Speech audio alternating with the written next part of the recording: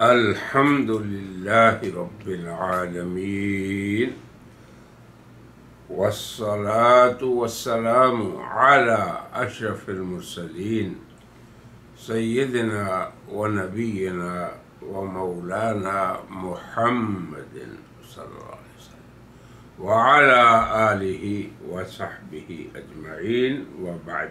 أعوذ بالله من الشيطان الرجيم. بسم الله الرحمن الرحيم. يا بني إسرائيل اذكروا نعمتي التي أنعمت عليكم وأني فضلتكم على العالمين. واتقوا يوما لا تجزي نفس عن نفس شيئا ولا يقبل منها شفاعة ولا يؤخذ منها عدل ولا هم ينصرون. صدق اللہ العظیم۔ یہ سورہ بقرہ کی آیت نمبر 47 اور 48 ہے۔ تو سب سے پہلے تصحیح کا گر، یا بنی، یہ نون کے بعد یا ہے، اس پہ مدہ ہے، اس کو لمبا کرنا ہے۔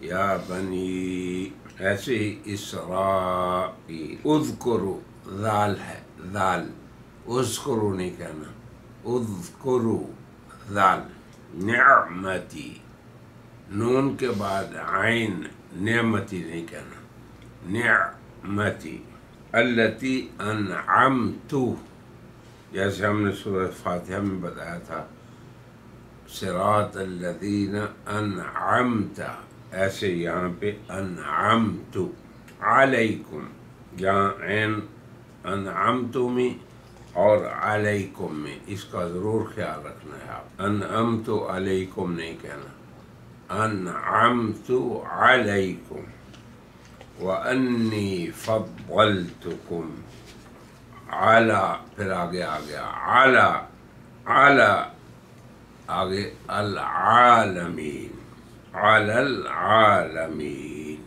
یہ پہلی آیت ختم ہوئی۔ واتقوا، قاف ہے، واتقوا نہیں کہنا، یوم لا تجزی، یہ ضائع ہے، لا تجزی نفس عن، نفس ان نہیں کہنا، عن، نفس عن، یاد رکھیں، عن عین نون اس کا معنی اور ہے، اور الف نون جسے حمزہ کہتے ہیں، ان، اس کا معنی اور ہے۔ تو اگر ہم عن کو ان کہیں گے تو معنی بدل جاتا ہے۔ تو حضرات کرام، اللہ کا کلام ہے اور عربی زبان میں ہے، تھوڑی سی محنت کریں گے تو انشاءاللہ درست ہو جائے گا۔ ولا يقبل، یا قاف، يقبل منہا شفاعہ، اردو میں بھی شفاعت استعمال ہوتا ہے مگر عربی والا ہی ہے، عین والا، شفاعت، شفاعت نہیں کہنا، شفاعت، ولا یؤخذ، ذال ہے، منہا عدل، عدل، عدل نہیں، ولا هم ينصرون، ينصرون نہیں کہنا، سین نہیں ہے، ينصرون۔ اب آپ اس کا سادہ ترجمہ دیکھیں۔ یا بنی اسرائیل اذکروا، اے بنی اسرائیل یاد کرو، کیا یاد کرو؟ نعمتی، میری نعمت کو، میرے احسانات کو، التی انعمت علیکم، جو میں نے کیے تم پر۔ اب آپ دیکھیں یہاں پہ جو پہلا احسان اللہ نے ذکر کیا وہ یہ ہے، وَأَنِّي فَضَّلْتُكُمْ، اور یقیناً میں نے تم کو فضیلت دی، فوقیت دی، بڑائی دی، علی العالمین، سب جہانوں پر، عالمین پر، دنیا جہان کے لوگوں پہ تمہیں فضیلت تھی، اس کا ہم ابھی ذکر کریں گے۔ واتقوا یومن، اس دن سے ڈرو، اور ڈرو تم، واتقو تم ڈرو، یومن اس دن سے، لا تجزی نفس عن نفس شیئا، جس دن کوئی شخص، کوئی نفس دوسرے شخص سے، دوسرے نفس سے کچھ بھی فائدہ نہ دے گا۔ یہ یوم قیامت ہے۔ اور مشکل وقت میں دنیا میں کیا ہوتا ہے کہ لوگ فدیہ دیتے ہیں، پیسہ دیتے ہیں، مال خرچ کرتے ہیں، یا کسی کی سفارش کرواتے ہیں۔ دو چیزیں ہیں دنیا میں، تو اللہ نے دونوں چیزوں کی نفی کی، فرمایا وَلَا يُقْبَلُ مِنْهَا شَفَاعَةٌ، اس دن کسی کی سفارش بھی کام نہ آئے گی، اور کسی سے کوئی فدیہ بھی نہ لیا جائے گا، نہ سفارش نہ مال، وَلَا هُمْ يُنصَرُونَ، اور وہ لوگ جو ایمان والے نہیں ہیں ان کی مدد بھی نہیں کی جائے گی، وہ مدد بھی نہیں کیے جائیں گے۔ کوئی جہت، کوئی طرف، کوئی مرجعیت ایسی نہیں کہ جو ان کی آ کے مدد کر سکے۔ تو اب آپ دیکھیے، اس سے پہلے ایک خطاب یا بنی اسرائیل کا ہوا تھا، تو وہ اس سے ایک رکوع پہلے کی بات ہے، چند آیات پہلے ہے، تو اس میں اللہ نے اجمالی طور پہ بنی اسرائیل کو اپنی نعمتیں یاد دلائیں اور شرم دلائی کہ تمہیں تو سب سے پہلا مومن ہونا چاہیے، مگر عجیب بات ہے کہ تم پہلے کافر ہو رہے ہو۔ تو اس طرح اللہ کی عنایات اور مہربانیاں، اور بلکہ یہ یاد دلانا بھی مستقل اللہ کی ایک عنایت ربانی ہے، احسان ہے اس کا کہ شرم دلا رہا ہے اللہ بنی اسرائیل کو۔ تو اجمالی طور پہ اللہ نے بنی اسرائیل پہ اپنی نعمتوں کی طرف اشارہ کیا۔ اب اس دوسرے خطاب میں یا بنی اسرائیل، یہ دوسرا خطاب ہے، تو اس میں انعامات کی تفصیل ہے اور عنایات ربانیہ جو ان پہ تھیں اس کا تفصیلی بیان ہے، اور پھر اس کے ساتھ ساتھ ان کی جنایات و جرائم کا بھی تفصیلی بیان ہے، اور غرض صرف یہ ہے کہ تمہیں احساس دلانا مقصود ہے باری تعالیٰ کا، تاکہ تم حیا کرو، تم شرم کرو، تم کون ہو؟ انبیاء کی اولاد ہو، بادشاہوں کی اولاد ہو، جعل فیکم انبیاء، اللہ نے تمہارے اندر انبیاء بھیجے۔ اب آپ دیکھیں کہ حضرت یعقوب سے لے کے حضرت عیسیٰ علیہ السلام تک تمام انبیاء بنی اسرائیل کے ہیں۔ پھر اللہ نے ان انبیاء علیہ السلام کو کتابیں دی، انجیل، تورات، زبور، یہ ساری کتابیں انہی انبیاء کو ملی جو تمہارے بڑے تھے۔ تو بڑوں کی عظمت اور بڑائی کی شرم کرو اور اس عظمت کو باقی رکھو، یہ ہے اللہ تبارک و تعالیٰ کا مقصود اس تفصیلی خطاب سے۔ اور واقعی آدمی جب اصیل ہوتا ہے، اپنے خاندان کا، اپنے بڑوں کا، ان کی پاسداری کرتا ہے، تو پھر اس میں حیا پیدا ہو جاتی ہے، اور حیا تو ایمان کا بہت بڑا شعبہ ہے۔ حضور نے فرمایا کہ الحیاء شعبۃ من الایمان، ایمان کا عظیم شعبہ حیا ہے۔ تو یہ اللہ تعالیٰ کا انعام ہے کہ اللہ تعالیٰ انہی کی خیر خواہی اور ان پہ عنایت خاصہ کرتے ہوئے ان کو ان کے پہلوں اور بڑوں کی نسبت یاد دلانا ہے، اور اس نسبت کا یاد دلانا مستقل ایک اللہ تبارک و تعالیٰ کی نعمت ہے۔ کیوں کہ تذکیر، نصیحت، یاد دہانی یہ بھی مستقل اللہ کی نعمت ہے۔ اب آپ دیکھیں کہ اللہ نے کس قدر فضیلت عطا فرمائی نے، جعل فیکم انبیاء، انبیاء بنائے، وجعلکم ملوکا، بادشاہ بنائے، وآتاکم ما لم یؤت احدا من العالمین، اور تمہیں وہ دیا جو جہانوں میں کسی دوسرے کو نہیں ملا۔ اور واقعی کہ حضرت یعقوب سے لے کے عیسیٰ علیہ السلام تک تمہارے ہی خاندان سے انبیاء مبعوث ہوئے، اور تورات، انجیل، زبور سب تمہارے ہی خاندان میں نازل ہوئی۔ تمہارا ہی خاندان نبوت اور رسالت اور امامت اور حکمتوں کا مخزن رہا۔ غرض صرف یہ تھی کہ تمہیں اپنے بڑوں کی فضیلت اور بزرگی کو اگر باقی رکھنا مقصود ہے تو تم حضرت سید المرسلین، خاتم النبیین، جناب محمد رسول اللہ صلی اللہ علیہ وسلم پر ایمان لاؤ، اور دل و جان سے ان کی امامت کا اعتراف کرو، ان کے دین کی اعانت کرو۔ وگرنہ جس طرح پہلے تمہارے انبیاء کے دور میں مخالفین بھی تھے، اب آپ دیکھیں موسیٰ کے دور میں فرعون تھا، سامری تھا، ابراہیم کے دور میں نمرود تھا۔ تو جس طرح انبیاء مخالف اس طبقے کو اللہ نے ذلیل کیا، اس طرح تم ذلیل نہ ہونا،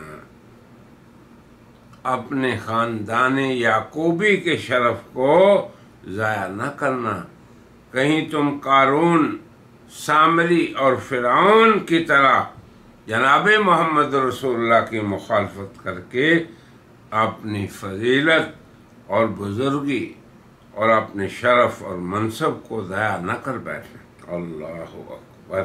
تو یہ اللہ تبارک و تعالیٰ کا مقصود خطاب ہے کہ تم اپنے سابقہ شرف کو اگر باقی رکھنا چاہتے ہو تو اس کا صرف ایک ہی راستہ ہے اور ایک ہی طریق ہے، اور وہ ہے جو جناب محمد رسول اللہ لے کر آئے ہیں۔ تم اس سلک میں پرو جاؤ، جیسے کہ بہت سے علماء بنی اسرائیل اسلام میں داخل ہوئے۔ اب یہ پہلی آیت کا مقصود ہے۔ دوسری آیت میں اللہ نے فرمایا، اور دراصل اس میں ان کے ایک شعبے کا جواب ہے، کیونکہ بنی اسرائیل یہ دعویٰ کرتے تھے کہ نحن ابناء اللہ واحباؤ، ہم اللہ کے بیٹے اور اس کے محبوب ہیں، لن یعذبنا اللہ، اللہ ہمیں عذاب نہیں دے گا۔ یہ ان کو شبہ تھا کہ ہم خاندان یعقوبی، انبیاء، ملوک، ان کی ضروریت ہیں تو اللہ کے ہاں محبوب ہیں۔ تو اللہ نے اس ضابطے کو بیان فرمایا اور ان کے اس اشکال اور شعبے کو دور فرمایا، یہ کہتے ہوئے واتقوا یوما، انسانوں پہ ایک ایسا دن آنے والا ہے کہ جس دن ایمان ہی ان کو نفع دے گا، لا ينفع نفسا، کوئی چیز نفع نہیں دے گی سوائے ایمان کے۔ تو اس دن سے اللہ نے ڈرایا، اور ان کے اس زوم فاسد کا اللہ نے رد فرمایا کہ یہ کہنا کہ ہم اللہ کے بیٹے اور اللہ کے محبوب اور خاندان انبیاء میں سے ہیں، یہ کوئی نفع دینے والی بات نہیں۔ اور تم ڈرو اس دن سے جس دن کوئی جان دوسری جان سے کچھ کام نہ آئے۔ اور پھر دنیا میں جیسے ہوتا ہے کہ بعض لوگ مال نہیں خرچ کرتے، بخیل ہوتے ہیں، سفارش کو تلاش کرتے ہیں، کسی بڑے آدمی سے اپنے رشتے کو قائم کرتے ہیں، واقفیت اور تعارف کو، جیسے دنیا میں بھی معمول ہے، تو یہاں سفارش کو پہلے ذکر کیا کہ اس قوم میں بخل ہے، تو فرمایا کہ اس دن سفارش کسی کام نہ آئے۔ پھر آگے دوسرا راستہ ہوتا ہے مال خرچ کرنے کا۔ دیکھو کیسا معقول طریقے سے اللہ بنی اسرائیل کی بات کر کے ہمیں سمجھا رہے ہیں کہ تم ایمان و عمل کو چھوڑ کے ان تعلقات اور رشتہ داریوں پہ اعتماد نہ کرنا، نہ اپنے مال پہ، نہ اس پہ فدیے پہ۔ یاد رکھو یہ زوم فاسد جو بنی اسرائیل کے دلوں میں تھا، آج تمہارے دلوں میں بھی ہے۔ ہم بھی اپنے دلوں کو ٹول کر دیکھیں، ہمارا اعتماد اللہ پہ ہے، الا ماشاء اللہ۔ اللہ سے اے میرے برادران اسلام مضبوط رشتہ قائم کرو، وہ رشتہ جو اللہ کے انبیاء کا تھا، اور اس دنیا سے وہ رشتہ قائم نہ کرو جو فرعون، نمرود اور قارون کا تھا۔ یہ مقصد ہے اس آیت کا، اور اللہ یہ ہمیں بھی سمجھا رہے ہیں اور بنی اسرائیل کو بھی۔ اللہ کرے کہ ہمیں یہ سمجھ آ جائے۔ اللہ فرما رہے ہیں اس دن سے ڈرو جس دن کوئی نفس، کوئی شخص کسی دوسرے شخص سے کام نہیں آئے گا، اور پھر یہ ہوتا ہے کہ کوئی تعارف و تعلق اور سفارش کام آ جائے گا، وہ بھی نہیں ہوگا۔ وَلَا يُؤْخَذُ مِنْهَا عَدْلٌ، کبھی یہ ہوتا ہے کہ سفارش کام آ جائے، پھر لوگ سفارش کو مقدم رکھتے ہیں، اور کبھی یہ ہوتا ہے کہ مال لگ جانے سے کام ہو جائے تو پھر اسے فدیہ کے طور پہ دیتے ہیں۔ تو اللہ نے فرمایا کہ آخرت کا سکہ صرف ایمان اور اعمال صالحہ، یہ سفارش اور یہ فدیہ بالکل کام نہیں آئے گا۔ اب اس آیت میں اللہ تبارک و تعالیٰ نے جو مسئلہ بیان کیا ہے اسے پہلے سمجھیں اور پھر آگے یہ سمجھیں اس مسئلے کو بھی کہ یہاں مطلق شفاعت کی نفی نہیں کی گئی، بلکہ مسئلہ یہ بیان ہو رہا ہے کہ جو لوگ ایمان اور اعمال صالحہ، انبیاء کی نسبتوں کو قائم نہیں رکھتے، انبیاء کی اطاعت میں داخل نہیں ہوتے، امتوں کی صف میں نہیں آتے انبیاء کی امت میں، ان کے لیے یہ صاف قانون ہے کہ کوئی سفارش نہیں، کوئی فدیہ نہیں، کوئی مال نہیں، کوئی تعارف نہیں۔ اب یہ مسئلہ ایک مستقل مسئلہ ہے کہ قیامت کے دن اللہ تبارک و تعالیٰ اہل ایمان کے لیے سفارش کا حکم دیں گے، لا تنفع الشفاعت الا من اذن لہ الرحمن، رحمان اجازت دیں گے، پھر انبیاء کی سفارش ہوگی، صالحین کی سفارش ہوگی، حفاظ سفارش کریں گے، تو اس کا اس بات سے کوئی تعلق نہیں۔ یہ مسئلہ سمجھنے والا ہے اور یہ سمجھنا بھی چاہیے۔ البتہ جو لوگ انبیاء سے اعداد رکھیں گے، مخالفت رکھیں گے، فرعون، حامان، قارون کی طرح انبیاء کے اعداء مخالفین اور منحرفین ہوں گے، تو ان کی بات ہو رہی ہے اس آیت میں، اہل ایمان کی سفارش کی بات ہے۔ تو اللہ تبارک و تعالی ہمیں درست سمجھ عطا فرمائے اور ہمیں ایمان، اعمال صالحہ اور انبیاء علیہم السلام اس زمرے میں سے اللہ ہمارا حشر فرمائے، اور سید الرسل والمرسلین حضرت خاتم النبیین صلی اللہ علیہ وسلم کی سفارش ہم سب کو نصیب فرمائے۔ وآخر دعوانا ان الحمد للہ رب